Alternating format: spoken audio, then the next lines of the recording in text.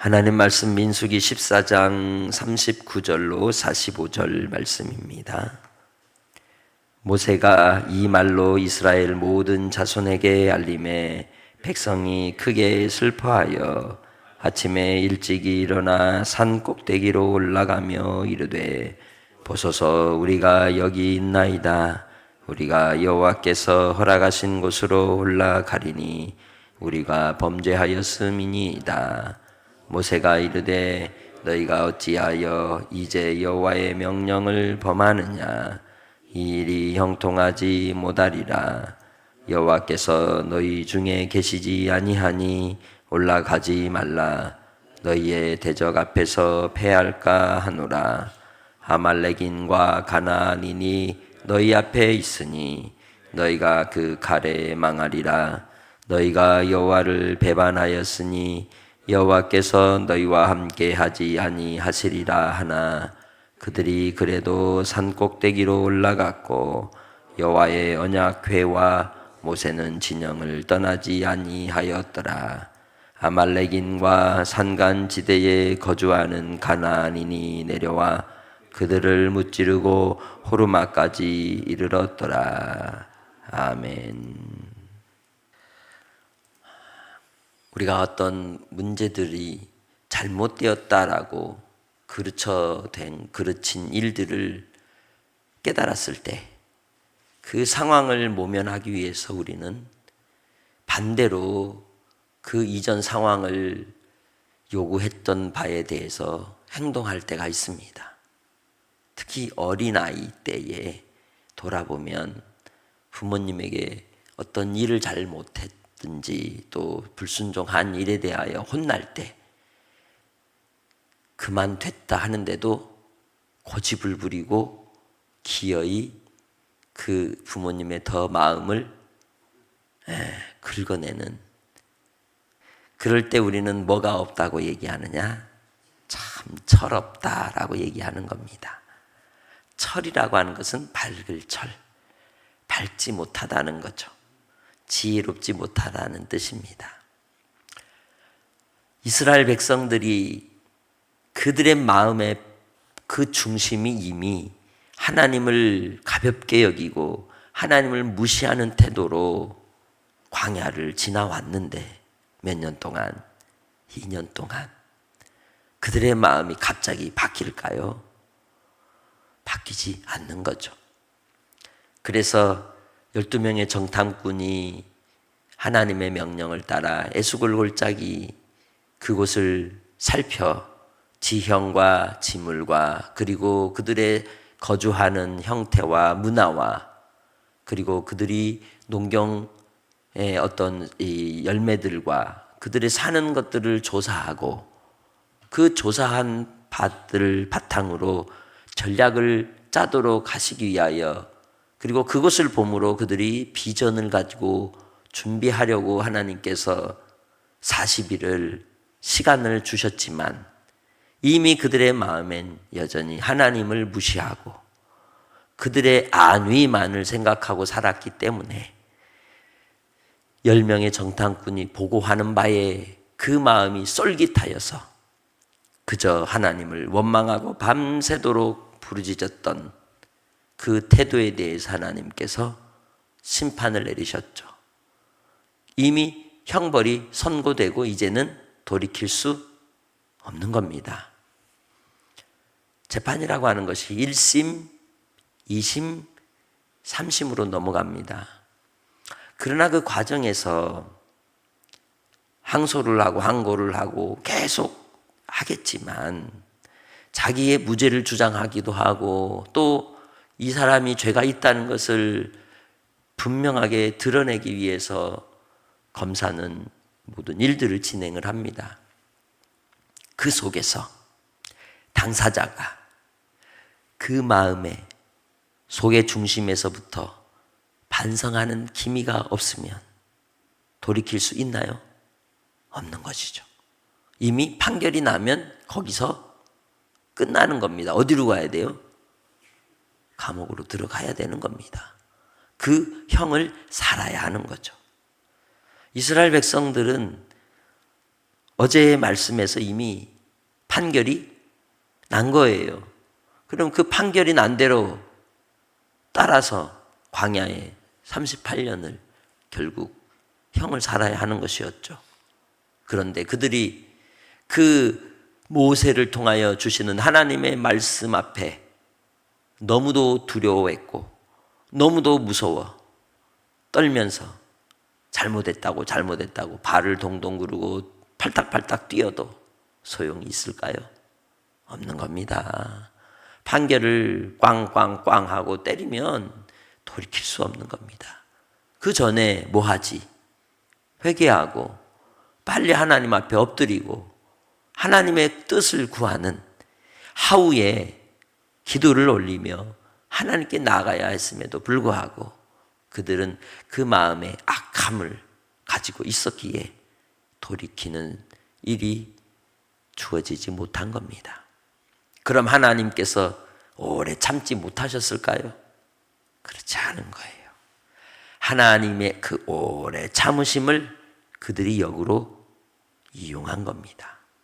우리도 우리의 삶에서 살아갈 때 우리의 마음의 완악함이 하나님을 무시하는 태도로 혹 나타나진 않는지 항상 살피고 하나님의 판결이 내려지기 전에 빨리 뭐하고 돌이켜서 철드는 인생으로 주님 안에 살아가는 성도들이 되시기를 주의 이름으로 축복합니다. 모세가 이 모든 일에 대해서 이스라엘 자손들에게 알릴 때 그도 기뻐서 했겠습니까? 좋았겠습니까? 심지어는 자기가 하나님 앞에 기도할 때마다 내 생명을 담보하고라도 이 백성을 구해주시라고까지 기도했던 사람인데 모세는 편했겠습니까? 심지어는 누구와 누구만 그곳에 들어간다고 했어요? 여호수아와 갈렙만 들어간다고 했는데 그의 마음은 기쁘지 않았을 거라는 거죠. 하나님께서 이 백성을 다 쓸어버리고 모세 너를 통하여 새 나라를 세우겠다 하셔도 거부했던 사람인데 그의 마음은 얼마나 찢어질 듯 아프겠습니까? 그러나 다 절차가 있고 법적인 규제가 있고 방향이 있기에 하나님의 뜻이 이미 진행이 되었으면 더 이상 막을 수 없다는 걸 모세는 너무 잘 알고 있었던 것이죠.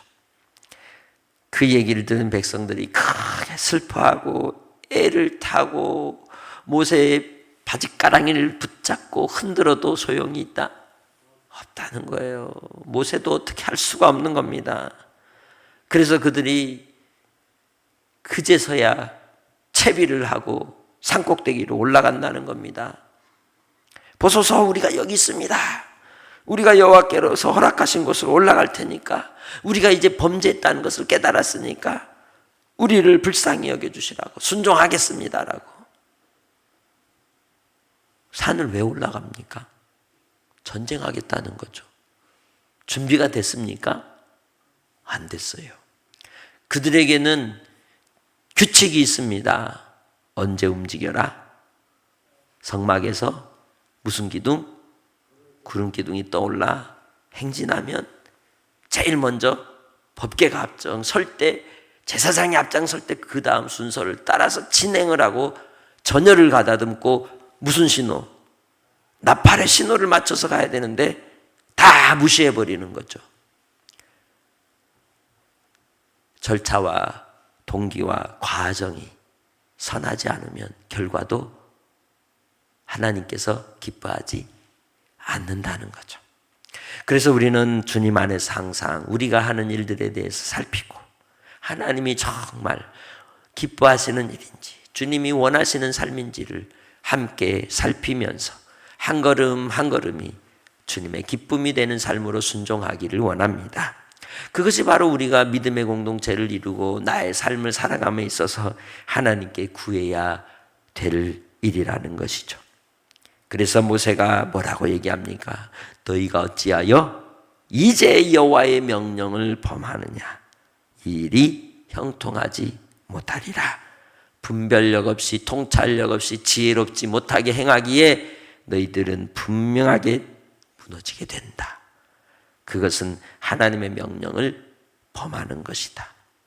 하라는 명령도 있지만 또 뭐라는 명령도 있어요? 하지 말라는 명령도 있는 겁니다. 지금 이때는 이제 무슨 명령이 떨어진 거예요? 너희들 가만히 있어. 하지 마라고 하신 거예요. 그러면 그들은 전쟁에 나가서 싸울 여호와의 군대다? 아니에요. 장군이 죄를 범하고 자격이 박탈되어서 어깨에 별이 떨어지고 아무런 자격이 없을 때 전쟁에 나갈 수 있나요? 못 나가는 겁니다. 임명권자가 나가라고 하는 자격을 줄 때만 갈 수 있는 것이죠. 바로 이스라엘 백성들은 이미 떨어진 계급장과 같이 더 이상 전쟁에 나갈 여호와의 군대가 아니라는 거예요. 소집 해제되었다는 거죠. 여호와의 군대는 20세 이하의 어린아이들이 다 자라고 나면 하나님은 그들을 전쟁에 나갈 군대로 쓰시겠다는 거예요. 우리 자신도 그래서 우리가 하나님의 직분을 받고 하나님의 사명을 받아서 주님의 일들을 감당할 때도 두렵고 떨림으로 부르심을 입을 때에 순종하여 그 은혜를 따라서 사명을 감당하는 성도들이 되시기를 주님의 이름으로 축복합니다. 하나님께서 이 일에 대하여 함께 하지 않으면 아무리 나선들 아무리 무엇을 이룬들 소용이 없다는 거예요. 하나님이 함께 하신 은혜가 여러분에게 있으시기를 주의 이름으로 축복합니다. 그래서 바로 우리는 주의 도우심이 아니고서는 하나님의 역사하심이 아니고서는 움직일 수 없는 겁니다. 그래서 모세가 말씀합니다. 여호와께서 너희 중에 계시지 아니하니 올라가지 말라. 너희의 대적 앞에서 패할까 하노라. 아멘. 나가면 니네 죽어. 왜? 누가 함께하지 않으니? 하나님이 함께하지 않으니 떠나버리셨다는 거예요. 그러니 너희는 나아갈 자격이 되지 못해라고 말씀하고 있는 겁니다. 요한계시록의 소아시아 7교회에 대하여 이야기할 때 7 촛대를 가지신 이가 바로 교회들에 대하여 하신 경고가 무엇입니까? 그 촛대를 뭐 하실 수도 있다? 옮기실 수도 있다. 뭐 하지 않으면? 회개하지 않으면. 항상 우리 자신을 살피고 겸손히 주님의 뜻을 구하며 우리가 나아가야 할 줄로 믿습니다. 항상 우리는 겸손해야 한다는 거죠. 주의 은혜 아래 살아간다는 걸 분명히 알아야 하는 것입니다. 그래서 주님 안에서 내 지금 위치가 어디에 있는지, 그리고 나 자신은 하나님과 어떤 관계 안에 있는가, 우리가 하나님과의 관계 속에 깨어진 죄의 문제가 있는가, 무너진 어떤 이 재단이 있다면 다시 정결케 하고 다시 수축하고 기도의 단을 쌓는 믿음의 성도들이 되시기를 주의 이름으로 축복합니다. 여호와를 배반하였기에 하나님이 그들과 함께하지 않으며 칼에 망할 것이라고 분명히 경고하신 겁니다. 바로 그들이 배반한 이유가 어디에 있을까요? 뭘 배반했다는 거예요? 그들이 하나님을 배반한 것은 다름 아니라 밤새도록 하나님을 원망하고 또한 지도자에 대하여 돌을 들어 던지려 했다는 거죠. 그래서 바로 하나님께서 이 일에 대하여 그들을 떠나신 것이죠. 그럼에도 그들은 산꼭대기로 올라갔지만 하나님의 언약궤는 가지 않았습니다. 모세도 가지 않았다는 거예요. 하나님이 함께 하시지 않으면 그 결과는 무너짐이라는 거예요. 그래서 아말렉인 산간지대에 거주하는 가나안인들이 내려와서 그들을 무찌르고 호르마까지 이르게 되었다고 말씀하고 있는 겁니다. 이후부터는 계속 무너지면서 뭐 하시는 거예요? 그 세대를 정리해 가는 겁니다. 정리해 가는 겁니다. 우리가 주님 안에서 믿음으로 살아간다 할 때에 그 믿음은 항상 순종으로 열매가 맺어지며 그 믿음의 온전한 선물을 하나님께서 의의 멸관으로 씌워 주실 줄 믿습니다. 그러기 위해서 바울 사도가 그렇게도 고백한 디모데후서 4장 7절로 8절의 말씀처럼 선한 싸움을 싸우고 달려갈 길을 마치고 믿음을 지키는 것이 우리가 가져야 될 중요한 하나님께 부름받은 사명자로서의 무기라는 것을 잊지 않고 오늘도 한나라를 신앙의 경주 속에 나아갈 때 선한 싸움을 싸우시기 바랍니다. 믿음을 지키시기 바랍니다. 하나님의 뜻하시는 바를 이루기까지 끝까지 달려가시기요 주님의 영광 받으실 그 하나님의 칭찬받는 오늘 하루가 되시길 바랍니다. 주님만 바라보면 되는 거예요. 주의 말씀만 바라보면 되는 거예요. 그러면 주께서 우리의 마음에 깨달음을 주시고 결과를 쫓는 것이 아니라 그 과정 속에서 방향을 따라가는 주님이 말씀하신 길이요 진리요 생명의 그 뜻을 구하면서 하나님이 기뻐하는 길로 나아가는 복된 성도들이 다 되시기를 주의 이름으로 부탁합니다. 하나님 아버지 은혜와 은총을 오늘도 우리에게 더하시고 우리에게 깨닫는 마음을 두시고 철을 드는 자가 되게 하셔서 나의 삶의 길에 항상 함께 하시는 주님의 기쁨이 되게 하여 주시니 감사합니다. 오늘도 말씀을 통하여 우리의 심령이 더욱더 주 앞에 가까이 나아가게 하여 주셔서 아버지 하나님 순간순간마다 주의 뜻을 구하며 방법을 구하고 그 길을 인도하신 주님만 의지하게 하옵소서. 오늘도 아버지 하나님 사랑하는 믿음의 원속도를 하루의 삶이 주님이 함께 하시는 기쁨의 삶이 되게 하옵소서. 철저히 회개하며 돌이킬 때마다 생명의 길로 인도하여 주옵소서. 감사하며 예수님의 이름으로 기도합니다. 아멘.